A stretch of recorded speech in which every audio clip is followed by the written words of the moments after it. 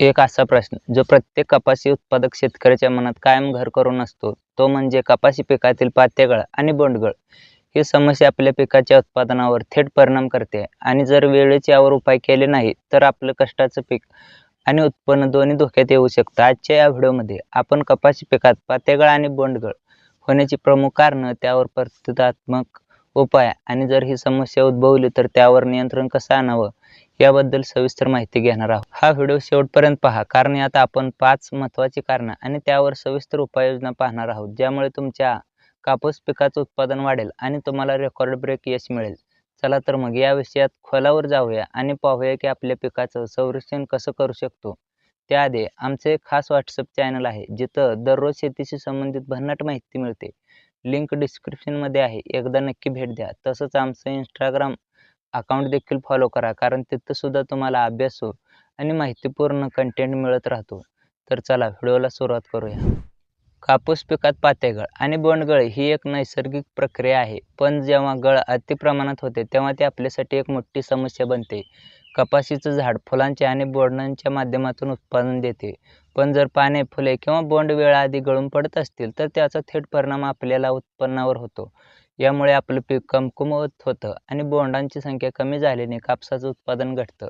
ही समस्या का उद्भवते आणि आपण त्यावर काय करू शकतो हे समजून घेणं खूप महत्त्वाचं आहे. कपाशी पिकाचं रेकॉर्ड ब्रेक उत्पन्न घ्यायचं असेल तर पातेगळ आणि बोंडगळ यावर नियंत्रण आणणं गरजेचं आहे, कारण बोंड आणि पानं यावर आपलं उत्पादन अवलंबून आहे. जर पातेगळ झाली तर कापसाच्या उत्पादनावर विपरीत परिणाम होऊ शकतो. चला तर मग या समस्येच्या 5 प्रमुख मुख्य कारणे आणि त्यावर उपाय पाहूया. कपाशीचं पीक हे अन्नद्रव्यांवर खूप अवलंबून आहे. झाडाच्या वाढीच्या प्रत्येक टप्प्यावर त्याला नायट्रोजन, फॉस्फरस आणि पोटॅश सारख्या अन्नद्रव्यांची योग्य प्रमाणात गरज असते. जर हे अन्नद्रव्य योग्य प्रमाणात मिळाले नाही तर झाड कमकुवत होतं आणि पातगळ किंवा बोंडगळ सुरू होते. उदाहरणार्थ, जर तुम्ही फक्त युरिया जास्त वापरलं आणि फॉस्फरस किंवा पोटॅशचा वापर कमी केला तर झाडाची वाढ लुसलुशीत होते, पण फुले आणि बोंड येण्याचं प्रमाण खूप कमी होतं. यामुळे झाडाला फुले आणि बोंड टिकवून ठेवण्याची ताकद मिळत नाही आणि गळ सुरू होते. युरियाचा अतिरेक केल्याने झाड माजतं, फुलं कमी येतात आणि झाड कीड रोगांना बळी पडतं. त्याचबरोबर सूक्ष्म अन्नद्रव्य जसं की झिंक, बोरॉन आणि मॅग्नेशियम याची कमतरता झाली तरीसुद्धा ही समस्या उद्भवते. बोरॉनची कमतरता विशेषतः फुलगळ आणि बोंडगळीचं प्रमुख कारण आहे. म्हणूनच अन्नद्रव्यांचं योग्य व्यवस्थापन करणं खूप गरजेचं आहे. कपाशी लागवडीपासून 30 दिवसांच्या अंतराने 10-26-26, 12-32-16 किंवा 14-35-14 या NPK खतांचा वापर करा. प्रति एकर 1 ते 1.5 बॅग खत द्यावं. युरियाचा वापर मर्यादित ठेवा, म्हणजे प्रति एकर 10 ते 15 किलो युरियापेक्षा जास्त युरिया वापरू नका. तसंच 20 ते 25 ग्रॅम बोरॉन प्रति 15 लिटर पाण्यासाठी वापरून फवारणी करा, जेणेकरून झाडाला सूक्ष्म अन्नद्रव्ये मिळतील आणि पातगळ कमी होईल. कापसाचं हे पीक हवामानावर खूप संवेदनशील आहे. जर तुमच्या भागात सतत पाऊस पडत असेल, ढगाळ वातावरण असेल किंवा तापमान अचानक चढ उतार होत असेल तर पातेगळ आणि बोंडगळ होण्याची शक्यता वाढते. सततच्या पावसामुळे जमिनीतील पाणी तसंच साचतं आणि मुळांना ऑक्सिजन मिळत नाही. यामुळे झाड कमकुवत होतं आणि बोंड, फुल गळून पडतात. ढगाळ वातावरणामुळे सूर्यप्रकाश देखील कमी मिळतो आणि झाड स्वतःचं अन्न स्वतः तयार करू शकत नाही.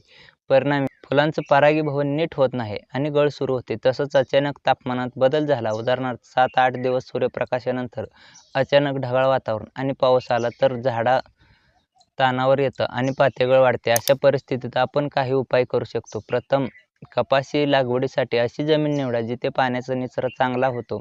पाणी साचणाऱ्या जमिनीमध्ये लागवड टाळा. दुसरं शिफारस अशी आहे की कालावधीत म्हणजे जून ते जुलैला लागवड करा, जेणेकरून फुलोरा आणि बोंड येण्याच्या वेळी पाऊस कमी असेल. जर पावसाचा अंदाज असेल किंवा ढगाळ वातावरण असेल तर प्लॅनोपिक्स 20 ppm म्हणजेच 5 मिली प्रति 15 लिटर पंपासाठी फवारणीद्वारे वापरा. यामुळे फुलं आणि बोंड टिकून राहण्यास मदत होते. तसंच 2% DAP म्हणजेच 200 ग्रॅम DAP प्रति 10 लिटर पाण्यात मिसळून फुलोऱ्याच्या वेळी 1 ते 2 वेळा फवारणी करा. ही फवारणी सकाळच्या वेळी करावी, जेणेकरून झाडाला त्याचा जास्तीत जास्त फायदा मिळेल. कपाशी पिकावर बोंडअळी, तुडतुडे, मावा आणि बुरशीजन्य रोगांचा प्रादुर्भाव हे पातगळ आणि बोंडगळीचं मुख्य कारण आहे. विशेषतः बुरशीजन्य रोग जसे की फुलांवर किंवा बोंडांवर बुरशीचा हल्ला झाला तर फुले आणि बोंड गळून पडतात. बोंडअळी बोंडांचा आतून खराब करते, तर तुडतुडे आणि मावा यांसारखे किडी झाडाचा रस शोषून घेतात, ज्यामुळे झाडं कुमकुमत होतात आणि पातेगळ वाढते. बुरशीमुळे फुलांचं परागीभवन नीट होत नाही आणि यामुळे फुलगळ होण्याचं प्रमाण वाढतं. यावर नियंत्रण आणण्यासाठी एकात्मिक कीड व्यवस्थापन आवश्यक आहे. फुलोऱ्याच्या वेळी बुरशीनाशकांची फवारणी करा, जसं की ब्ल्यू कॉपर किंवा इतर आंतरप्रवाही बुरशीनाशक. प्रति 15 लिटर पाण्यात 25 ते 30 ग्रॅम बुरशीनाशक मिसळून फवारणी करा. बोंडअळी किंवा इतर किडींसाठी शिफारस केलेल्या कीटकनाशकांचा वापर करा, पण फवारणी करताना सकाळी किंवा संध्याकाळी करा, जेणेकरून परागीभवन करणाऱ्या कीटकांना इजा होणार नाही. तसंच पिकांची नियमित पाहणी करा आणि किडींचा प्रादुर्भाव आढळल्यास त्वरित उपाययोजना करा.